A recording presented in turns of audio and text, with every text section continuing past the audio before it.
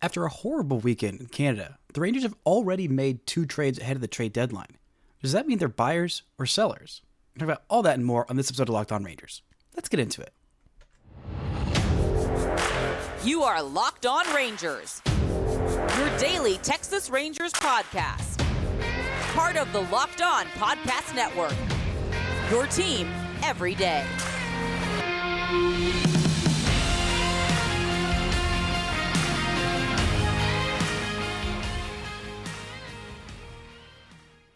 You are locked onto the World Series champion Texas Rangers. I'm Bryce Patrick, a cripplingly addicted Texas Rangers fan, covering this team for 11 seasons, including all 6 as the founder and host of this podcast. Thank y'all so much for making Locked On Rangers your first listen every single day. If you're not already, you can follow me on Twitter at Bryce Patrick. You can follow the show at Locked On Rangers. Hit subscribe on your favorite podcasting platform and on YouTube, where the best way you can help grow the show is to comment nearly any single thing below. Now, before we get into the couple of trades that the Rangers have already made in a disastrous weekend in Toronto, this episode is brought to you by SupplyHouse. SupplyHouse.com is the reliable way to get parts fast. Shop for your next plumbing, HVAC, or electrical job and get fast shipping from coast to coast at SupplyHouse.com.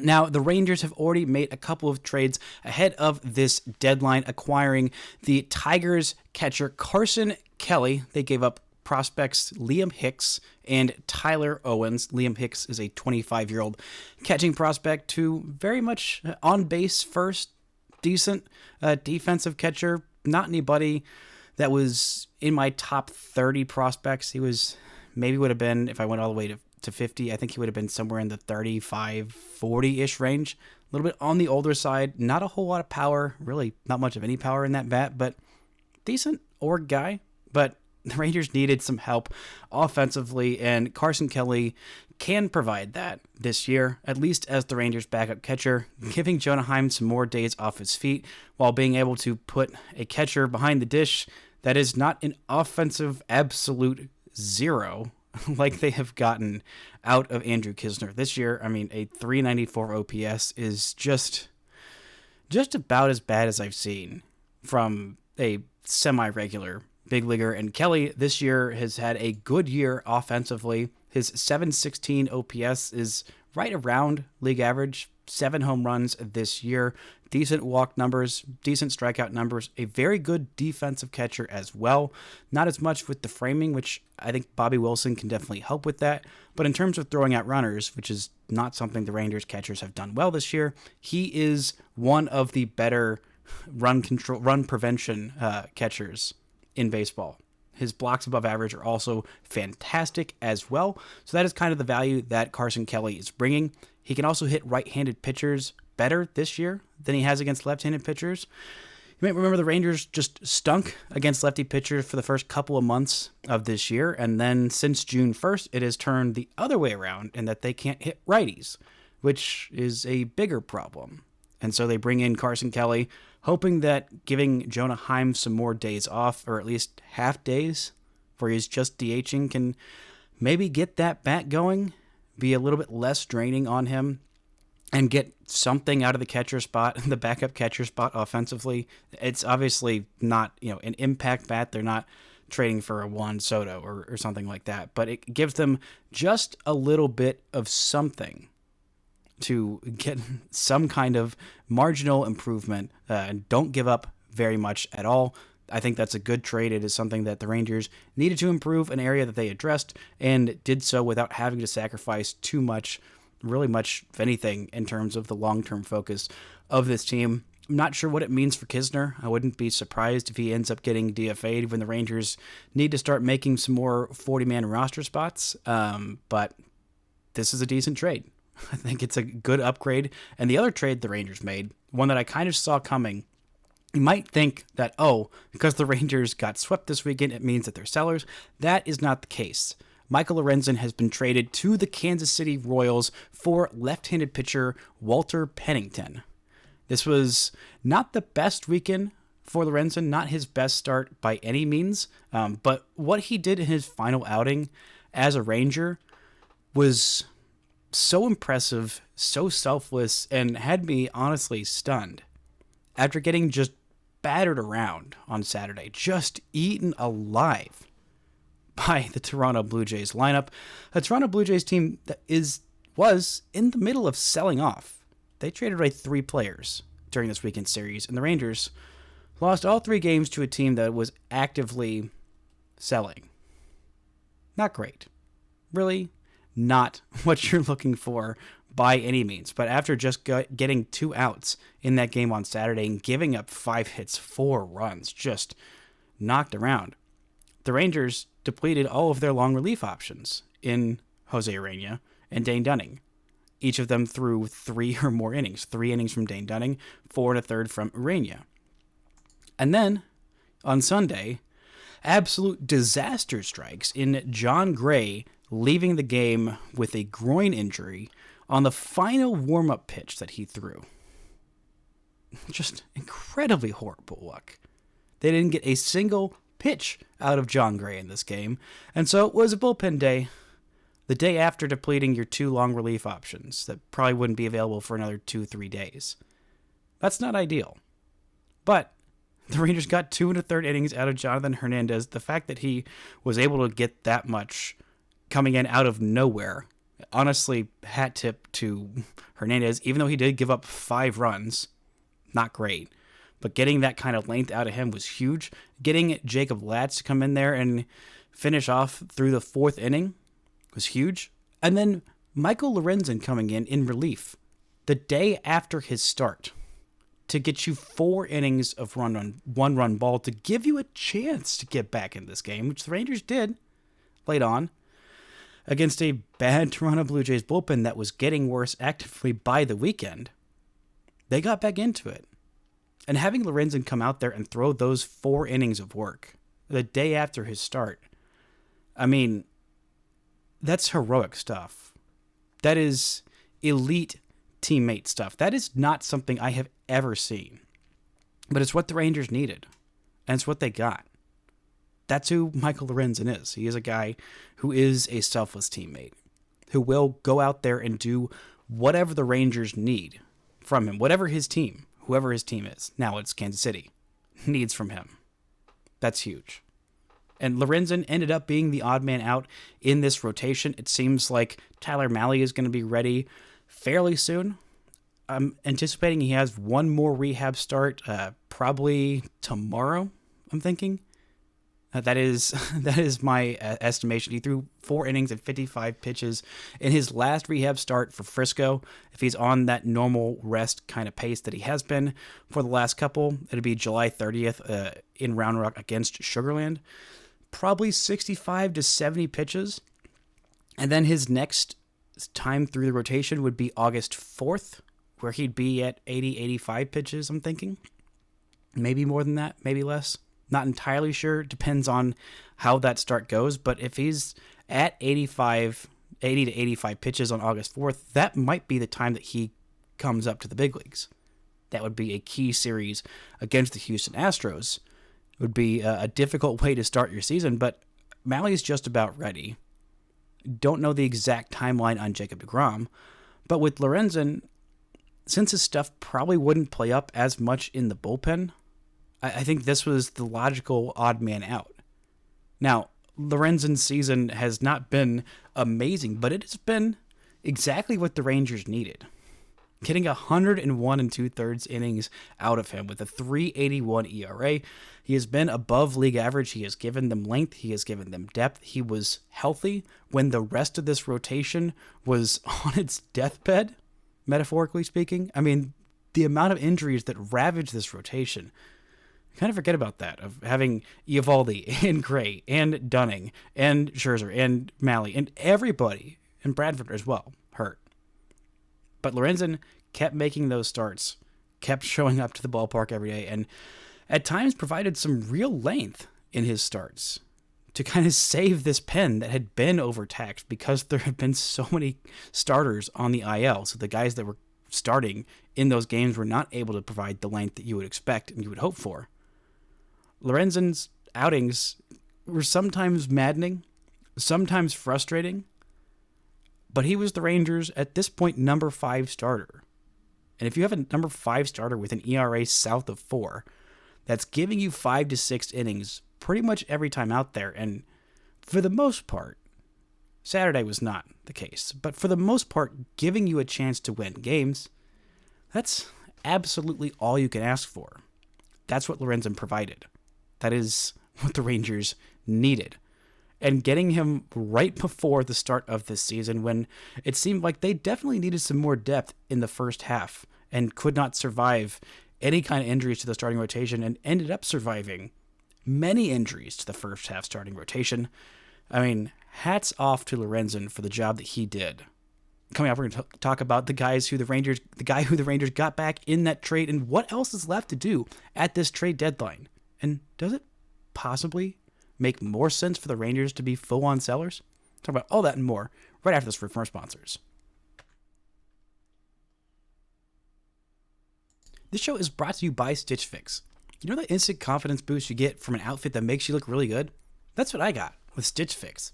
You can easily upgrade your wardrobe this year with a professional stylist to help you find new on-trend favorites that will work for you. I just give my stylist my size, style, and budget preferences, order boxes when I want, how I want, with no subscription required. And they send me 5 just for me pieces, plus outfit recommendations and pro styling advice. I keep what works and I send back the rest. Stitch Fix makes it all so easy because I don't like to shop and I like to save that time and effort. That's what Stitch Fix does for me. Plus, I get outfits that make me look good and feel really good. Style that makes you feel as good as you look. Get started at stitchfix.com/MLB and get $20 off your first fix. That's stitchfix.com/MLB for $20 off. stitchfix.com/MLB. Must redeem within 7 days of sign up. Offer does not include kids fixes.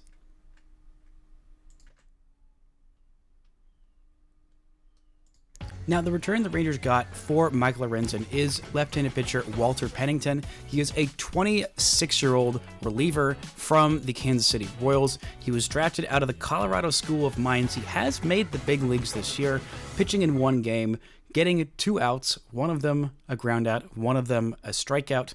And, he is a controllable reliever. He is on the 40-man roster, listed at 6'2", 205 pounds. The velocity is not anything crazy by any means. Fastball in the low 90s, averages 92.8 miles an hour on the sinker for his 2 pitches that he's thrown in the big leagues, and 92.6 on the four-seamer. Also throws a slider and a cutter. Decent numbers this year in AAA Omaha for Kansas City. A 2.26 ERA in 59 2/3 innings, 79 strikeouts, just 3 walks per 9, nearly 12 Ks per 9 with that 2.26 ERA. Now, he has gone multiple innings. He has averaged more than an inning per outing, almost 59 2/3 innings in 37 games. He's also had 2 starts there. So he's maybe a guy who could give the Rangers some length. He is on the 40-man roster, so he will take up a roster spot there. Not exactly sure what's going to be going on with all the 40 spots whenever Malley gets back and whenever Young gets back and whatever other trades the Rangers are going to consider making. They're also probably going to need to make some moves today to just get some kind of length back in that pen, because having 2 starters combined for 2/3 of an inning on Saturday and Sunday, when you still got 3 games in a row this week, it's not ideal. Hopefully the Rangers can get some length out of their starters in this series, because they desperately will be needing it from Eovaldi, from Scherzer, and I believe Heaney is going to be the final game starter of this series in St. Louis. But the Rangers get a guy who is a reliever with multiple years of control, which is something that they wanted. So getting that in this kind of sell-off a little bit move in Michael Lorenzen. Lorenzen was clearly the odd man out, and it made sense for the Rangers to make this move. Still a little concerned about them making this move, not knowing what's going on with John Gray and his injury and the total extent of that. But the Rangers weren't going to get another start out of Lorenzen anyway, so this was probably what was going to happen, whether or not he came back for those 4 innings on Sunday, which the Rangers most desperately needed. And just a little fun fact about Walter Pennington, him being from the Colorado School of Mines, he is only the 2nd player in Major League history to come from the Colorado School of Mines. Of course, as we all remember the first one, Roy Hartzell, back in 1906, making his debut, playing 1,290 games back in the day. So the first guy in over 100 years to play for the Colorado School of Mines, to play in the big leagues from the Colorado School of Mines. Just a little fun little tidbit for you there. Now, the Rangers have been buyers and sellers at this deadline. Should they be sellers? It's possible, because this sellers market has been downright phenomenal, especially selling off guys who are relievers. The Padres made a trade for Jason Adam from the Rays. Now, Jason Adam is a little bit on the older side in 32, but he is controllable through the 2026 season. And my goodness, the Padres just paid through the nose to get him. They gave up Dylan Lesko, who I would say is their top pitching prospect, Homer Bush Jr., and J.D. Gonzalez. Dylan Lesko is by far the headliner in this group. By far. He was the best pitcher out of the high school class back in 2022. I believe it was, when Brock Porter was also in that class, and Lesko has most definitely separated himself as being a little bit better of a prospect, at least right now. Porter's still got plenty of time. He's still very young, but Lesko has been downright phenomenal. He does have multiple years of control in Jason Adam, and I don't think that the Rangers would be able to get a package like something headlined by Dylan Lesko if they moved on from either Kirby Yates or David Robertson or Jose Leclerc, but it's worth considering. There have also been a lot of kind of buy for now and next year kind of moves. A lot of players with multiple years of control, like Randy Arozarena, and like the Cubs acquiring Isaac Paredes, who was one of the Rangers' possible targets, the third baseman for the Rays. He was also a target of the Houston Astros. Now, if you may remember Paredes, he is the guy who hits a lot of home runs that are all pole side. And that would play very, very well in Houston into those little Crawford boxes because he is a right-handed hitter.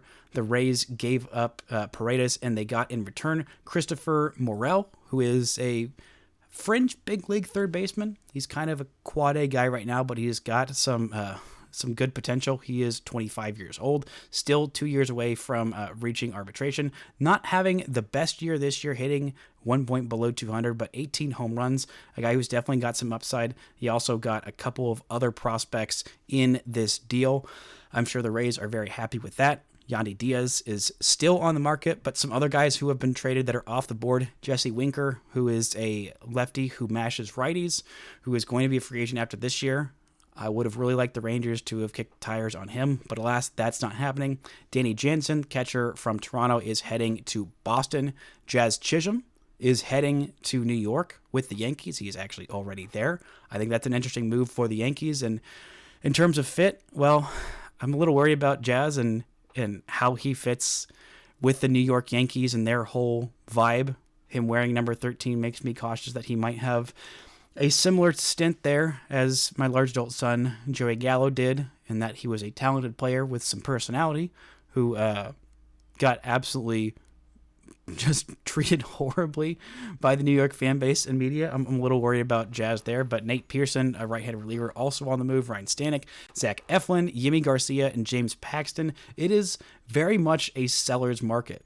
There have been plenty of guys who have been moved, including guys that don't have much control, and Carlos Estevez from the Angels for the left-handed pitching prospect Samuel Aldegari and right-handed pitching prospect George Clausen, both from the Phillies. So the Angels are now without their closer, which made sense. Phillies making some big old moves there, but getting those two pitching prospects who were drafted a year ago and have been some of the fastest risers in the Phillies system. The Phillies have done a good job of developing pitching prospects over the last few years. Heading into last season, they had two of maybe the top two right-handed pitching prospects in all of baseball. And Andrew Painter is one of those guys that he has suffered some injuries that have kind of set him back a little bit, but still they've got a good development system there. And seeing guys like this, go for prospect capital like this, it's it makes you think like maybe this year is one the Rangers just punt on. But at the same time, the Rangers still are only 4.5 games out in the AL West. But seeing the kind of returns that guys like Nate Pearson fetched, guys like, well, Ryan Stanek's asking price was not all that high, but guys like Yimi Garcia. I mean, heck, even that interesting trade between the Orioles and the Phillies, 2 contenders making a trade, which you don't see very often. Sir Anthony Dominguez, the right-handed reliever, and Christian Pache from the Phillies heading over to Baltimore in exchange for Austin Hayes, a guy who is probably going to platoon with Brandon Marsh in left field, a right-handed batter who hits left-handed pitching very, very well. But this is just such an interesting market. I'm sure the Rangers are at least listening on all kinds of different offers. I know that Chris Young already said that this team was going to be buyers. But coming up, we're going to talk about what it would mean if they are sellers and why that might be helpful, or it might send the horribly wrong message. Right after this word from our sponsors. Get supplies from the site that's made for the skilled trades, SupplyHouse.com. SupplyHouse.com is the reliable way to order plumbing, HVAC, and electrical products online. Their easy-to-use website is packed with helpful resources and the latest product info to help you get the job done right. Shop a complete inventory of over 200,000 parts from over 400 top brands and get your order delivered right to your door with fast shipping from coast to coast. Need help with an order? Get expert support and industry-leading service from the friendliest folks in the business and talk to a real person every time. Pros in the skilled trades can get a competitive edge by joining SupplyHouse.com's free Trade Master program. Every Trade Master gets access to dedicated phone line, free shipping, and discounts on every order. Join the thousands of trade pros already benefiting from their free membership at SupplyHouse.com/TM and order plumbing, HVAC, and electrical supplies from anywhere with just a few clicks at SupplyHouse.com. Now, I've seen a lot of sentiment from Rangers fans on Twitter, even felt it a little bit myself, but the Rangers should be sellers. Now, it's an easy thing to say when the Rangers are coming off of a sweep against a team that is no longer trying to compete for this year, or at least the front office does not think that this team should be competing for this year. That's Toronto, not Texas. But I charge you to think back about the last few years before last year, about how long it took, how many years of mediocrity it took for this Rangers team to get back into contention. And the fact that they were able to do it in such staggering fashion last year, just from 96 losses and 100 losses the year before, to the World Series champions. It doesn't happen all that often. And the reason it happened is because the Rangers were able to sell free agents, 2, 3, 4, 5, 6, few key free agents, that this was a team that was going to compete during that window, during their peak. Mainly Marcus Semien and Corey Seager. The Rangers said, hey, we're going to put together a winner around you.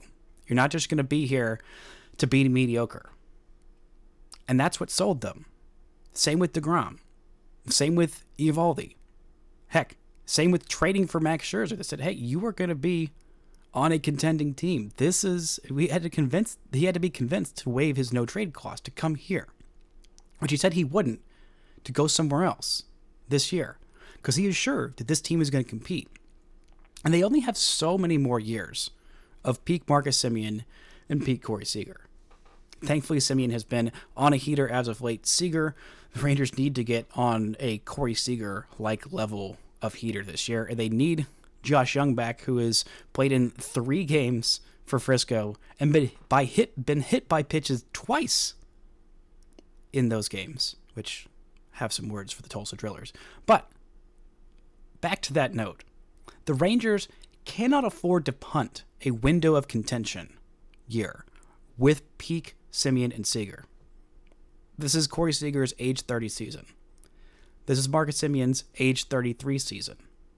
If they get to the playoffs and have a fully healthy rotation, big if on both of those, but they would head into those playoffs with a top 3 in their rotation of Jacob deGrom, Nathan Eovaldi, Max Scherzer.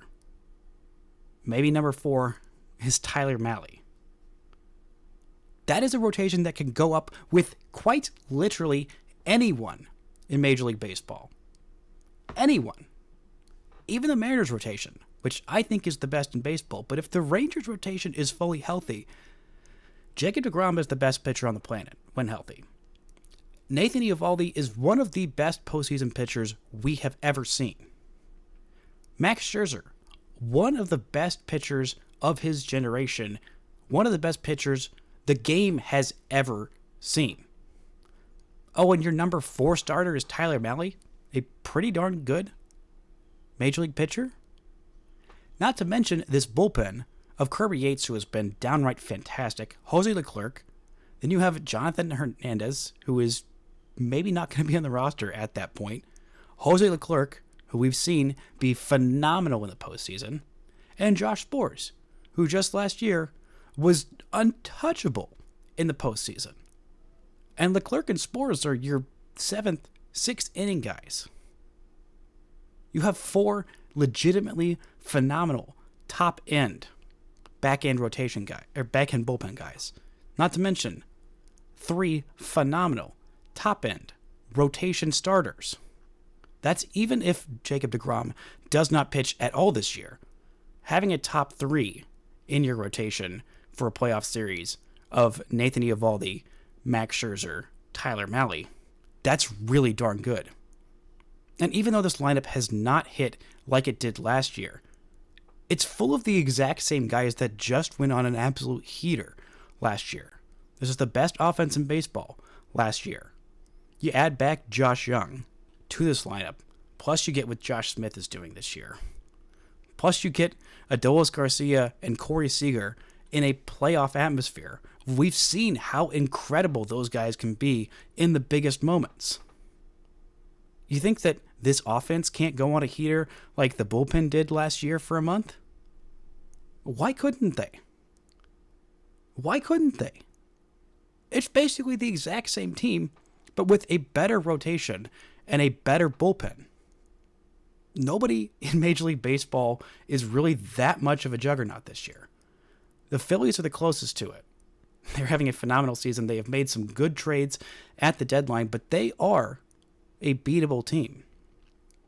If the Rangers have their fully healthy rotation, I say the Rangers 1 through 4 is better than that Phillies rotation. The Rangers offense is hitting like we saw last year. It is deeper than the Phillies lineup. Now, there's a lot of things that have to go right for that to happen. There's a lot of health that has to go right for that to happen. But again, like we saw last year, it is just about getting into the dance and seeing what happens from there.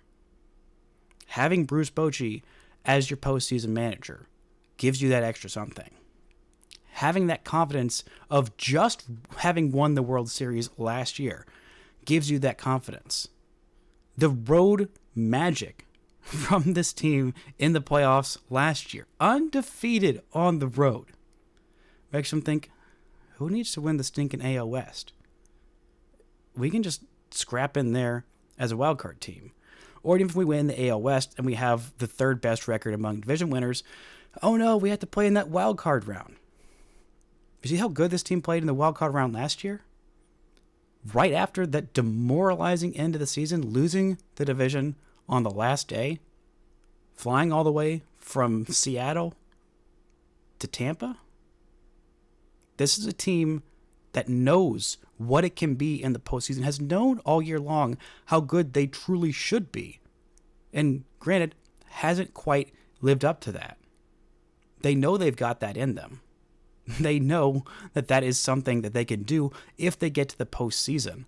And I think that selling sends the absolute wrong message, even though it is such a seller's deadline.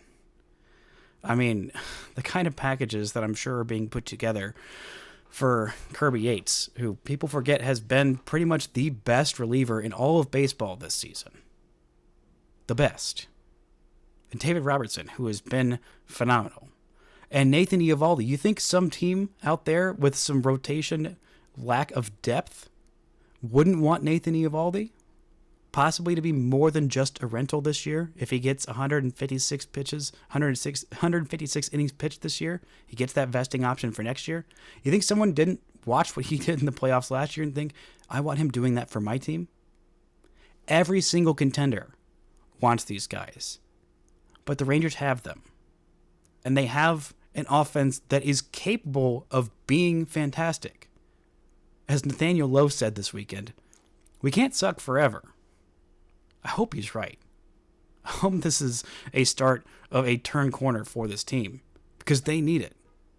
I mean, coming off of that 5-game winning streak, granted, a lot of those were one-run wins. 4 of those 5 wins came against the White Sox, who are maybe the worst team I've ever seen in Major League Baseball in my lifetime. And having this weekend, this kind of a weekend in Toronto at the worst time, it is not at all what you're looking for. You still got one more game between now and the trade deadline. I'm sure several trades to be made between now and the trade deadline. This team has the pieces to go on another World Series run. And if you punt on this year, what kind of a message does that send to the 2 guys who helped you win that World Series by signing those massive contracts in the middle infield? What does that message send to Nathan Eovaldi and to Jacob deGrom and to everybody else in this organization of, we don't need to go for it every year? Chris Young said at the beginning of this year, last year that World Series was great, but what we were defined as an organization is what we do from that point on. So far it hasn't been great, but they've done enough to stay in the mix. And if this team is in the mix with this kind of a talent, with this kind of a payroll, there is absolutely no excuse to punt on this year. That's going to do it for today's show. Thank y'all so much for listening and subscribing. And until next time, don't forget to enjoy World Series champion Texas Rangers baseball.